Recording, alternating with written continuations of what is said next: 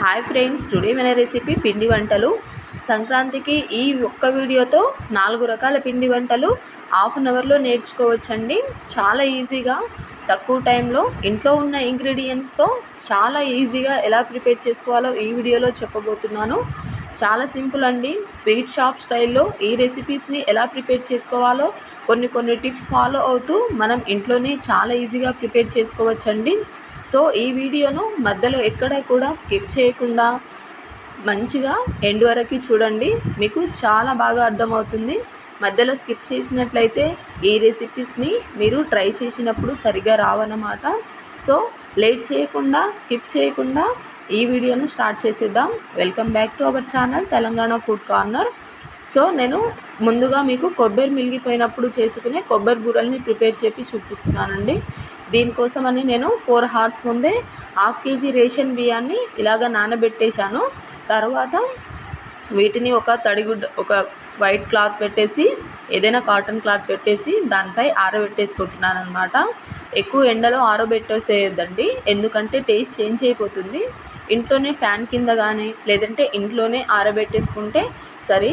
ఈలోపు మనం పచ్చి కొబ్బరిని ఇలాగ ముక్కలుగా కట్ చేసుకొని నేను 2 చిప్పల కొబ్బరి ముక్కల్ని యాడ్ చేస్తున్నానండి. ఇలాగ మొత్తం మిక్సర్ జార్లోకి యాడ్ చేసుకొని మెత్తని పేస్ట్ లాగా గ్రైండ్ చేసుకొని తీసుకోండి. చూడండి, ఇలాగ గ్రైండ్ చేసి తీసుకోండి. మధ్యలో మనం గ్రైండ్ చేసేటప్పుడు వాటర్ ఏమీ యాడ్ చేయొద్దండి, ఎందుకంటే కొబ్బరి బూరెలు మనం ప్రిపేర్ చేసేటప్పుడు పర్ఫెక్ట్గా రావన్నమాట. సో ఇలాగ పొడిగా అయ్యేంత వరకు మధ్యలో ఆపుకుంటూ గ్రైండ్ చేసుకుంటే సరిపోతుంది. ఇలాగ గ్రైండ్ చేసుకున్న ఈ కొబ్బరి పొడిని పక్కన పెట్టేస్తాం. ఇప్పుడు నేను ఒక 15 minutes తర్వాత చూపిస్తున్నానండి. బియ్యం తడిగానే ఉంది, కానీ క్లాత్ నుంచి ఊడొస్తుంది అనమాట. ఇలాగ తడిగా అయిపోయిన తర్వాత మనం మిక్సర్ జార్లోకి వేసుకొని తడిపిండిని ప్రిపేర్ చేసుకోవాలి. చూడండి, ఇలాగ గ్రైండ్ చేసుకున్న ఈ తడిపిండిని ఇలాగ ఒకసారి ప్రెస్ చేసి చూస్తే మనకు బియ్యం ఏమీ కనిపించకుండా ఉంటే చాలండి. ఇలాగ గ్రైండ్ చేసుకున్న ఈ తడిపిండిని ఒకసారి జల్లించి ఈ వీడియో క్లిప్లో చూపిస్తున్న విధంగా చేతులతో ఒత్తి పెట్టుకోండి. దీనివల్ల తడి ఆరకుండా ఉంటుంది. ఇప్పుడు మూత పెట్టేసుకొని మనం పాకాన్ని ప్రిపేర్ చేసుకుందాం. ఒక కడాయి పెట్టేసుకొని నేను 1/2 kg బియ్యానికి 1/2 kg వరకు బెల్లాన్ని యూస్ చేస్తున్నానండి. మీరు స్వీట్ తక్కువగా తినేవారైతే 250 grams అయినా లేదంటే 300 grams అయినా మీ టేస్ట్ని బట్టి ప్రిపేర్ చేసుకోండి. చాలా చక్కగా కుదురుతాయి. నేను సజెస్ట్ చేసేది ఏంటంటే 300 grams లేదా 350 grams చేసుకుంటే చాలా బాగా వస్తాయన్నమాట. తీపి కూడా సరిపోతుంది. ఇలాగ వేసుకున్న తర్వాత కడాయిలో బెల్లం మునిగేంత వరకు ఈ పాకాన్ని ప్రిపేర్ చేసుకుందాం. బెల్లం మునిగేంత వరకు వాటర్ని యాడ్ చేసుకొని ఈ పాకం మొత్తం ముదురు పాకం వచ్చేంత వరకు మనం ప్రిపేర్ చేసుకోవాలన్నమాట. చూడండి, ఒక ప్లేట్ తీసుకొని చూపిస్తున్నాను. ఇలాగ చేతులతో ప్రెస్ చేసినట్లయితే ముద్ద ఉండకట్టాలి. ఇలాగ ఉండకట్టినట్లయితే పాకం మనకి పర్ఫెక్ట్గా రెడీ అయిపోయినట్లే. చూడండి, ఇలాగ పాకం రెడీ అయిపోయిన తర్వాత మనం ముందుగా ప్రిపేర్ చేసి పెట్టుకున్న ఈ కొబ్బరి తురుముని యాడ్ చేసుకొని బాగా కలిపేంత వరకే కలిపేసుకోవడమే. ఇలాగ బాగా కలిపేసుకున్న తర్వాత మనం ముందుగా ప్రిపేర్ చేసుకున్న ఈ తడిపిండిని కొంచెంగా యాడ్ చేసుకుంటూ మనం బెల్లంలోకి కలిపేసుకోవాలన్నమాట. నేను తీసుకున్న 1/2 kg బెల్లానికి 1 kg వరకు బియ్యం పిండి పడుతుందండి. కానీ మా ఇంట్లో స్వీట్ ఎక్కువ తింటారు కాబట్టి నేను 1/2 kg వరకు తీసుకున్నాను అన్నమాట. ఇంకా ఎక్స్ట్రా నేను ఒక 1/4 kg వరకు 200 grams వరకు పక్కన ఎక్స్ట్రాగా పెట్టేసుకోండి. ఎందుకంటే ఇందులో బెల్లం ఎంత పట్టే క్వాంటిటీని మనం చెప్పలేమన్నమాట. మనం పెట్టే పాకంని బట్టి ఉంటుంది. కాబట్టి మీకు సరిగ్గా పాకం రానట్లయితే ఎక్స్ట్రా బియ్యం పిండి అవసరం పడుతుంది. కాబట్టి ఎప్పుడు 200 grams వరకు ఎక్స్ట్రాగా ఈ తడిపిండిని ప్రిపేర్ చేసుకోవడం మేలు అనమాట. చూడండి, ఇలాగా మధ్యలో బియ్యం పిండిని యాడ్ చేసుకుంటూ మనం ఈ కొబ్బరి బూరల పిండిని ప్రిపేర్ చేసుకుందాం. యాజ్ ఇట్ ఈజ్ అరిసెల్లానే ఉంటాయండి, కానీ మనం ఇందులో కొబ్బరి తురుము వేసాం కాబట్టి ఇది కొబ్బరి బూరలని అంటారు. మీకు అరిసెల రెసిపీ కావాలంటే కామెంట్ చేయండి, నేను అరిసెల రెసిపీని కూడా వీడియో పెడతానన్నమాట. చూడండి, ఇలాగ ప్రిపేర్ చేసుకున్న ఈ పిండి మొత్తం కూడా మనకు కంఫర్ట్గా ఉండడం కోసం వేరొక బౌల్లోకి ట్రాన్స్ఫర్ చేసుకొని 2 చెంచాల నెయ్యిని కూడా పైన అప్లై చేసి మూత పెట్టేసి పక్కన పెట్టేశాను. ఇప్పుడు వేరొక కడాయి తీసుకొని డీప్ ఫ్రైకి సరిపోయేంత ఆయిల్ని హీట్ చేసుకున్నాను. చేతికి కాస్తంత ఆయిల్ని అప్లై చేసుకొని మనం పూరీలా ఒత్తేసుకోవడమే, అంతేనండి. చూడండి, ఇలాగ బూరె పైన పక్కన ఉన్న ఆయిల్ని ఇలాగ స్ప్రెడ్ చేస్తూ ఉంటే చాలా చక్కగా వస్తాయన్నమాట. అంతేనండి, సింపుల్గా ఎంతో ఈజీగా తక్కువ టైంలోనే ప్రిపేర్ చేసుకోవచ్చు అన్నమాట. మీకు అలా రానట్లయితే పాలిథిన్ కవర్ కానీ ఏదైనా పెట్టేసి దాని మీద ఈ పిండి ముద్దను అప్లై చేసి ఒత్తేసుకోవడమే లేదండి. లేదు అంటే పూరి ప్రెజర్ ఉన్నా కూడా ఈ రెసిపీని ప్రిపేర్ చేసుకోవచ్చు అన్నమాట. చాలా తొందరగా ఊడుస్తాయండి. అంతేనండి, చాలా సింపుల్గా ట్రై చేసుకునే ఈ కొబ్బరి బూరల్ని మీ ఇంట్లో మీరు తప్పకుండా ట్రై చేయండి. ఇలాగే మిగిలిన పిండి ముద్దలతో అన్నింటినో కూడా అరిసెలు ప్రిపేర్ చేసుకోండి, చాలా బాగుంటాయి. ఇందులో నువ్వుల్ని కూడా యాడ్ చేయొచ్చండి, కానీ నేను ఇందులో కొబ్బరి యాడ్ చేశాను కాబట్టి కొబ్బరిని హైలైట్ చేయడం కోసం అని చెప్పేసి నేను ఇందులో నువ్వుల్ని యాడ్ చేయలేదు. మీకు ఇష్టంగా అనిపించినట్లయితే ఇందులో మీరు కొబ్బరిని కూడా యాడ్ చేసుకోవచ్చండి, నువ్వుల్ని కూడా యాడ్ చేసుకోవచ్చండి. చూడండి ఎంత బాగా పొంగుతున్నాయో పూరీలలాగా. ఇలాగ బూరె బాగా పొంగిందంటే మనం చేసే రెసిపీ పర్ఫెక్ట్గా వచ్చినట్లేనండి. ఇలాగ అన్ని బూరెలు కూడా పొంగుతూ మీ వీలుని బట్టి ఒకటి బాగా వచ్చిందంటే తర్వాత మీ వీలుని బట్టి 4 లేదా 5 మీ కడాయిని బట్టి ఇందులో వేసుకొని ఈ బూరెల్ని ప్రిపేర్ చేసుకోవచ్చండి. నేను ఇక్కడ చిన్న కడాయిని యూస్ చేస్తున్నాను కాబట్టి ఇలాగ ఒక్కొక్కటిగా వేసుకొని ఫ్రై చేసుకుంటున్నాను అన్నమాట. మీ వీలుని బట్టి మీరు 2 నుంచి 3 యాడ్ చేసుకొని పూరీలు బాగా పొంగేంత వరకు ఈ బూరెలను ప్రిపేర్ చేసుకోవచ్చు. చాలా ఈజీగా ఇంట్లోనే ప్రిపేర్ చేసుకోవచ్చండి. లేదంటే మీకు పొంగట్లేదు అంటే, ఈ బూరెలు పొంగట్లేదు అంటే కాసంత మందంగా వేసుకుంటే సరిపోతుందండి. బూరెలు బాగా పొంగుతూ మంచి రంగులో మంచి స్మెల్తో వస్తాయన్నమాట. ఇలానే ఈ సంక్రాంతి పండగకి స్పెషల్గా ఈ కొబ్బరి మిగిలిపోయినప్పుడైనా లేదంటే పిల్లలకు ఏదైనా హెల్దీగా చేసి పెట్టాలనే టైంలో ఈ రెసిపీని తప్పకుండా ట్రై చేయండి. మీరు చాలా ఇష్టంగా తింటారు పిల్లలు, చాలా హెల్దీ కూడా.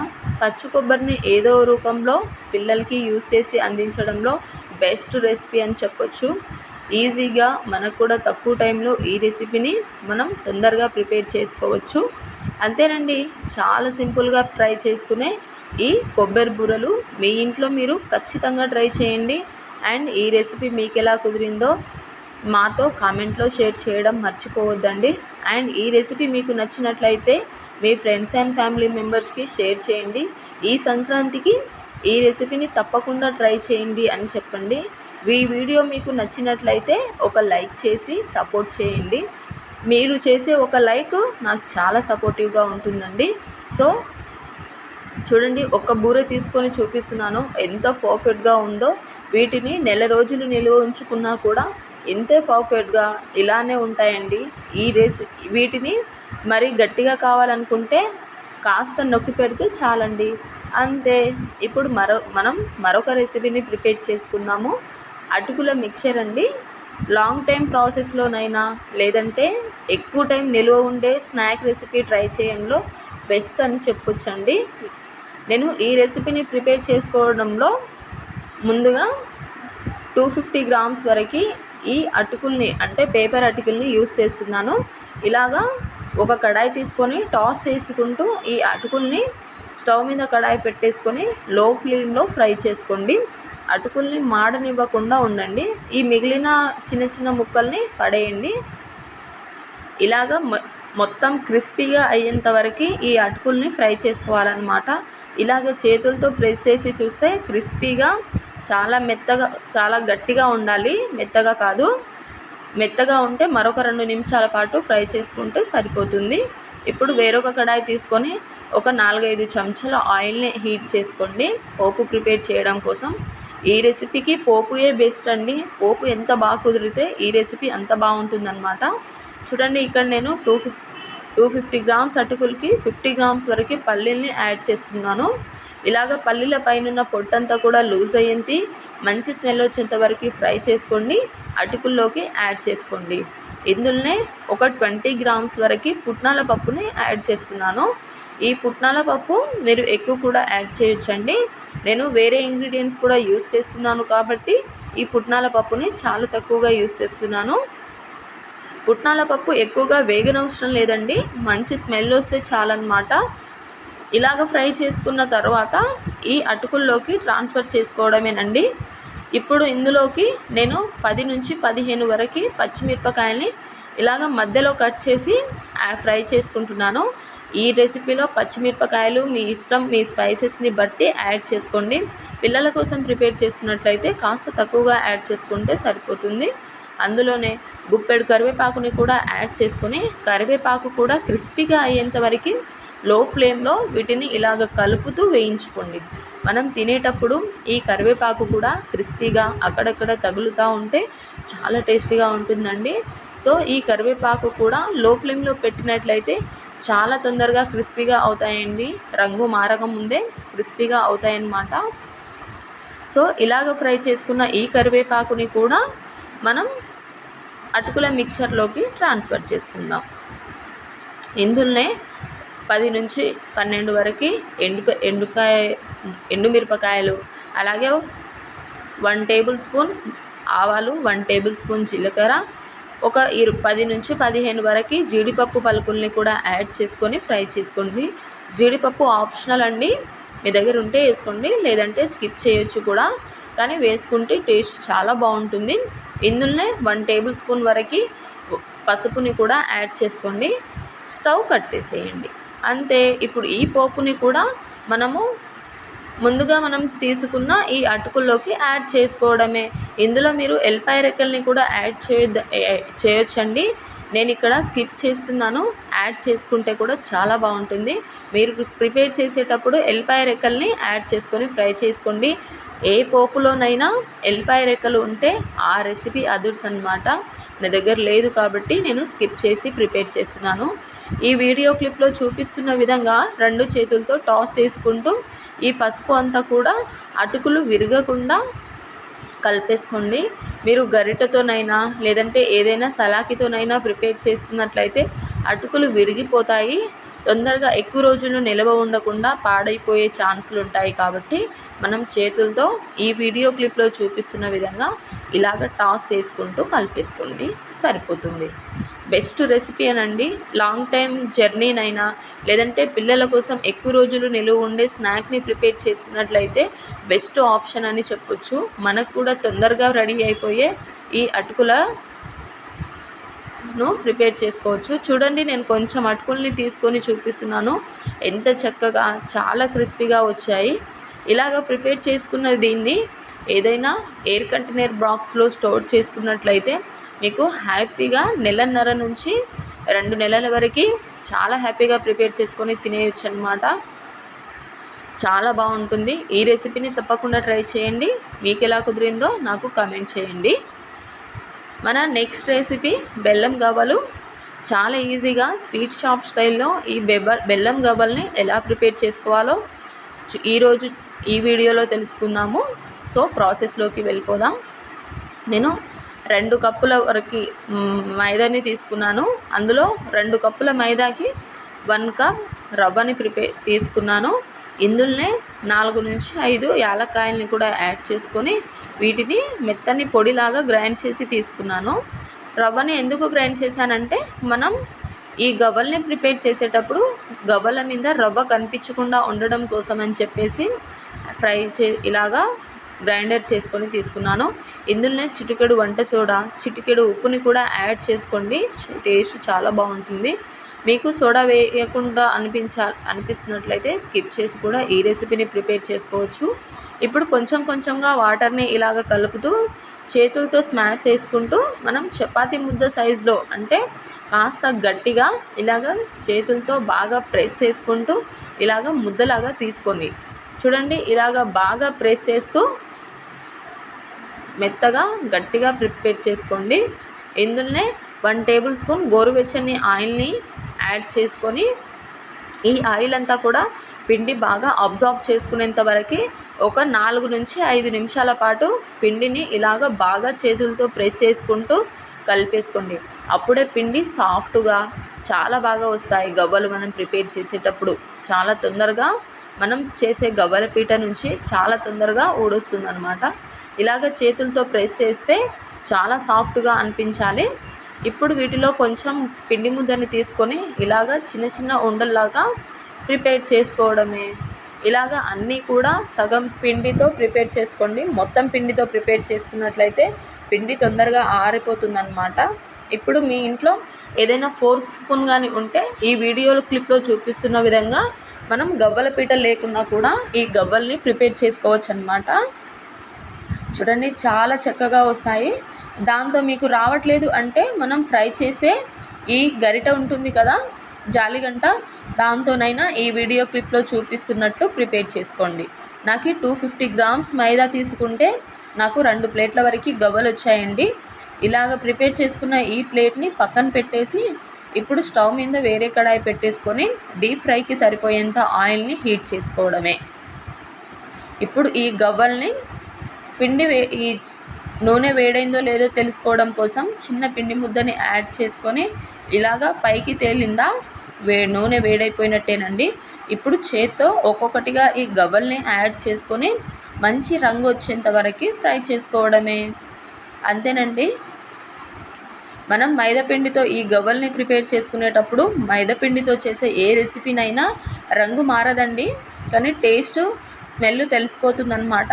చూడండి ఈ వీడియో క్లిప్లో చూపిస్తున్న విధంగా కాస్త దూరగా వేగేంత వరకు ఫ్రై చేసుకొని వేరే ప్లేట్లోకి ట్రాన్స్ఫర్ చేసుకోండి. మిగిలిన మొత్తం గవ్వలు కూడా మరొక వాయి వేసుకొని ఇలాగ మంచి రంగు వచ్చేంత వరకు ఫ్రై చేసుకోండి. చూడండి నేను ఒక గవ్వ తీసుకొని చూపిస్తున్నాను. ఎంత క్రిస్పీగా చాలా గుల్లగా లేయర్ల లాగా వచ్చింది కదా. మీకు ఈ వీడియో క్లిప్లో చూడండి ఎంత బాగా వచ్చిందో. ఇలాగ ప్రిపేర్ చేసుకొని పక్కన పెట్టేసుకొని ఇప్పుడు మనం పాకాన్ని ప్రిపేర్ చేసుకుందాం. స్టవ్ మీద వేరే కడాయి పెట్టుకొని నేను 250 గ్రామ్స్ మైదాపిండిని తీసుకుంటే 200 గ్రామ్స్ వరకు బెల్లాన్ని యూస్ చేస్తున్నానండి. మీరు పొడిని యూస్ చేస్తున్నట్లయితే మీరు 250 గ్రామ్స్ వరకు తీసుకోండి. ఇప్పుడు ఇందులోకి ఒక 2 నుంచి 3 టేబుల్ స్పూన్ల వాటర్ని యాడ్ చేసుకొని ఈ పాకాన్ని ప్రిపేర్ చేసుకున్నాం. ఎందుకంటే మనకి గవ్వలకి ముదురు పాకమే కావాలి కాబట్టి ఎక్కువ వాటర్ని యాడ్ చేయనవసరం లేదండి. తొందరగా పాకం ప్రిపేర్ చేసుకోవడం కోసం అని చెప్పేసి ఈ 2-3 టేబుల్ స్పూన్ల వాటర్ని యాడ్ చేసుకొని ఇలాగా ముదురు పాకం వచ్చినంత వరకు ప్రిపేర్ చేసుకోండి. గరిటెతో కలుపుకుంటూ బెల్లం మాడనివ్వకుండా ఈ పాకాన్ని ప్రిపేర్ చేసుకోండి. ఇప్పుడు ఈ గవ్వలన్నింటినీ కూడా బెల్లం పాకంలోకి బాగా కలిపేసుకొని చల్లారనివ్వండి. కాస్త చల్లారిన తర్వాత, అంటే మరీ ఎక్కువ చల్లారితే వీటి పైనున్న మనం ఒక్కొక్కటిగా సపరేట్ చేసేటప్పుడు పైనున్న లేయర్ ఊడిపోతుందన్నమాట. సో కాస్త గోరువెచ్చగా ఉన్నప్పుడే వీటిని ఇలాగ సపరేట్ చేసుకొని తీసుకోవడమే. అంతేనండి, చాలా సింపుల్గా రెడీపోయే బెల్లం గవ్వలు. చాలా హెల్దీ అండి.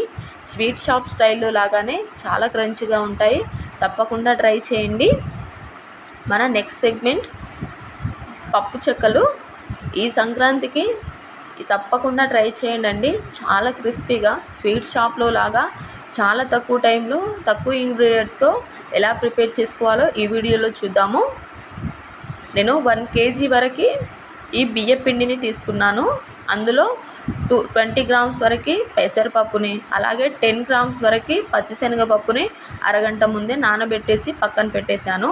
ఇప్పుడు మిక్సర్ జార్ తీసుకొని అందులో 10 నుంచి 12 పచ్చిమిరపకాయలు, 2 టేబుల్ స్పూన్ల ధనియాలు, ఒక 10 నుంచి 15 ఎల్లిపాయ రెక్కల్ని కూడా యాడ్ చేసుకొని ఇలాగా మిక్సర్ గ్రైండర్లోకి వేసుకొని కోర్స్గా గ్రైండ్ చేసుకొని తీసుకోండి. మనం పప్పు చెక్కల్ని తినేటప్పుడు ఇవి మధ్యలో తగులుతూ చాలా టేస్టీగా ఉంటాయండి. సో ఇలాగ మూత పెట్టేసి పక్కన పెట్టేసేయండి. ఇప్పుడు మనం బియ్య పిండిలోకి ఇందాక ప్రిపేర్ చేసుకున్న పచ్చిమిర్చి ధనియాల పేస్టుని కూడా యాడ్ చేసుకోండి. ఇందులోనే పచ్చిశనగపప్పుని, అలాగే పెసరపప్పుని, మనం కొంచెం గుప్పెడు కరివేపాకుని తీసుకొని చిన్న చిన్న ముక్కలుగా కట్ చేసుకొని యాడ్ చేసుకోండి.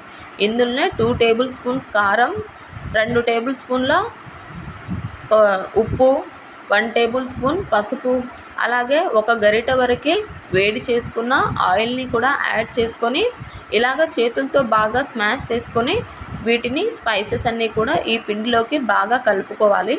కొంచెం పిండిని టేస్ట్ చేయండి. ఉప్పు కారం ఏదైనా తగినట్లుగా అనిపిస్తున్నట్లయితే మరి కొంచెం యాడ్ చేసుకొనైనా మనం పిండి కలిపేసుకోవచ్చు అన్నమాట.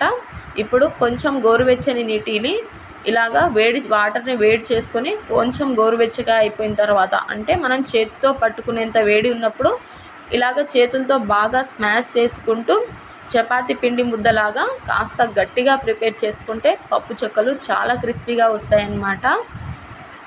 ఇలాగ కలుపుకున్న ఈ పిండి మొత్తం కూడా సగం పిండిని తీసుకొని ఇలాగ ముద్దల్లాగా కట్టేసుకోవడమేనండి. మొత్తం పిండి కాదు, సగం పిండిని తీసుకొని ఇలాగా మనకు వీలైనంత వరకు ఒక 20 నుంచి 30 ముద్దల వరకు కట్టేసుకొని వీటిని పప్పు చెక్కల్లాగా ప్రిపేర్ చేసుకోవడమే. చూడండి, మీ దగ్గర పూరి పీటకి ఉంటే ఇలాగ పాలిథిన్ కవర్ని అప్లై చేసి పక్కన పెట్టేసేయండి. ఇప్పుడు వేరొక కడాయి తీసుకొని ఈ పప్పు చెక్కల్ని ఫ్రై చేసుకోవడానికి డీప్ ఫ్రైకి సరిపోయేంత ఆయిల్ని యాడ్ చేసుకొని వేడి చేసుకోవాలన్నమాట. చూడండి, ఆయిల్ ఎంత ఎక్కువ ఉంటే ఈ పప్పు చెక్కలు అంత తొందరగా తేలుతాయన్నమాట. ఈ ఆయిల్ మనం వేడి చేసేటప్పుడు కొంచెం అంతా వంట సోడాను యాడ్ చేయండి. పప్పు చెక్కలు చాలా క్రిస్పీగా వస్తాయి. నేను వేసిన క్లిప్పు మిస్ అయిపోయిందండి. ఇలాగ మనం ఆయిల్ హీట్ అయ్యేంత వరకు పప్పు చెక్కలన్నింటినీ కూడా ప్రిపేర్ చేసుకోవడమే. చూడండి, పిండి ముద్దకు కాస్తంత ఆయిల్ని అప్లై చేసి పిండి ముద్ద మీద చిటికెడు నువ్వుల్ని కూడా యాడ్ చేసుకొని ఇలాగ పూరి పీటతో ఒత్తేసుకోవడమే. అంతేనండి, చాలా సింపుల్గా అన్నీ కూడా 1 kg పిండి కదా, చాలా తొందరగా రెడీ అయిపోతాయి అన్నమాట. చాలా టేస్టీగా కూడా ఉంటాయి. మీ దగ్గర పూరి ప్రెజర్ లేనట్లయితే మనం ఇంట్లోనే చపాతీ కర్రతో ఈ పప్పు చెక్కల్ని ప్రిపేర్ చేసుకోవచ్చు. ఇలాగే సేమ్ ఈ పిండి ముద్ద ఈ కవర్లో ఎలాగైతే పెట్టుకుంటున్నానో అలాగే పెట్టేసుకొని మనం చపాతీ కర్రతోకి మనం పూరిని ఎలా ప్రిపేర్ చేసుకుంటామో అలాగ ప్రిపేర్ చేసుకోవడమేనండి. చాలా సింపుల్గా రెడీ అయిపోతుంది. మీరు ఇంట్లో పూరి ప్రెజర్ ఉంటే ఇంకా తక్కువ టైంలోనే ఎక్కువగా చెక్కల్ని ప్రిపేర్ చేసుకోవచ్చు. మనం పూరి పీటలో చేసినట్లయితే స్వీట్ షాప్ స్టైల్లో లాగా కాస్త మందంగా అన్నీ ఒకే సైజులో ఇలాగ ప్రిపేర్ చేసుకోవచ్చండి. నేను సగం పిండి ముద్దతోటి ఇలాగ అన్ని చెక్కల్ని ప్రిపేర్ చేసుకొని ఇప్పుడు డీప్ ఫ్రైకి ఆయిల్ హీట్ అయిపోయిన తర్వాత ఈ డీప్ ఫ్రై చేసుకోవడమేనండి. చూడండి, ముందుగా నేను ఒక చెక్కని మాత్రమే ఇలాగా ఆయిల్ను యాడ్ చేసుకొని ఫ్రై చేసుకుంటున్నాను. ఇది ఒకటి బాగా ఫ్రై అయిపోయి మంచి క్రిస్పీగా చాలా టేస్టీగా వచ్చిందంటే మన వీలుని బట్టి 4 లేదా 5ని యాడ్ చేసుకొని అయినా కూడా మనం ఫ్రై చేసుకోవచ్చండి. చూడండి, నేను రెండోసారి 4 చెక్కల్ని యాడ్ చేసుకొని ఫ్రై చేసుకుంటున్నాను.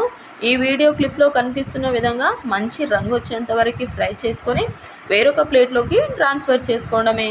అంతేనండి, మిగిలిన చెక్కలన్నింటినీ కూడా ఇలాగే సేమ్ ప్రాసెస్లో రిపీట్ చేసుకుంటూ ఫ్రై చేసుకోండి. చాలా చక్కగా కుదురుతాయి. ఇదో చూడండి, నేను అన్ని చెక్కల్ని ప్రిపేర్ చేసేసానండి. ఇలాగ ప్రిపేర్ చేసుకున్న చెక్కని ఒకటి చూపిస్తున్నాను. ఎంత క్రిస్పీగా చేతులతో స్మాష్ చేస్తేనే కరకరలాడుతూ చాలా బాగుంటాయండి. ఈ సంక్రాంతికి ఈ రెసిపీని మీరు తప్పకుండా ట్రై చేయాలి. అలాగే ఈ రెసిపీ మీకు ఎలా కుదిరిందో కామెంట్లో నాతో షేర్ చేయండి. మన ఛానల్ని సబ్స్క్రైబ్ చేయండి.